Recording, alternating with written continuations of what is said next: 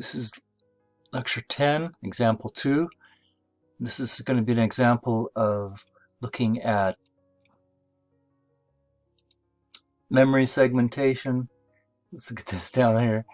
And so let's look at it. And so this is very similar to the last example. A couple of things are different on this.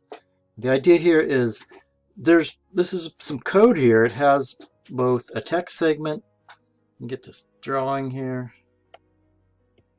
It has both a text segment and a data segment. Okay, because I have a data segment, I have to use this text directive on it.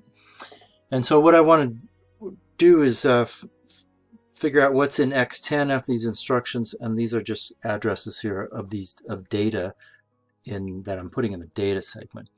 So this problem states the data segment starts at 50. The first piece of data in the data segment is that 1 right there. That lives at address 50. By the way I've written this thing, it has a label. That red label also gets the number 50, so we'll put that down here. And once again, so at 50, I'm starting out defining words as indicated by that word directive.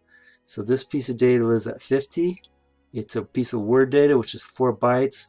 Next piece of data is 54. Next piece of data is 58. This lives at 62. And this lives at 66. So at 66, this is the address of the 5. It's a half word. So this address is 68. I'm scanning forward 2 more. Green is 70. Because it's 2 greater than this address right here. So this is 70. We have it written down there. So these are bytes now. This is 70. This is 71. This is 72. So we'll put that down so we don't forget. We can use that later. 72, looking good. We forgot to put in the data. Oh well.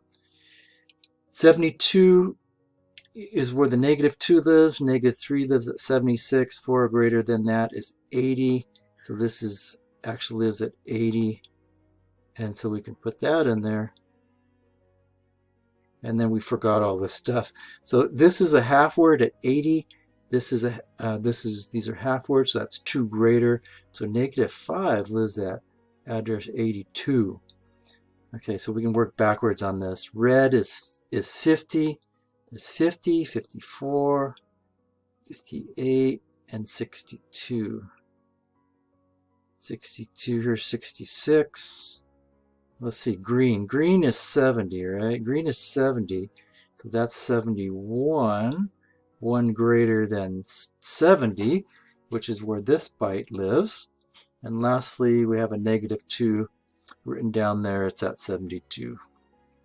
Okay, and then I'm going to call this problem done.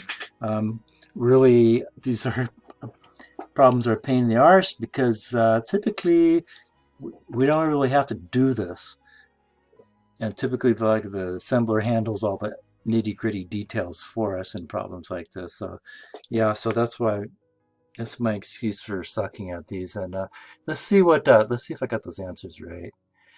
7182. Okay, 62. Yeah, they look right. So we're going to call this problem done.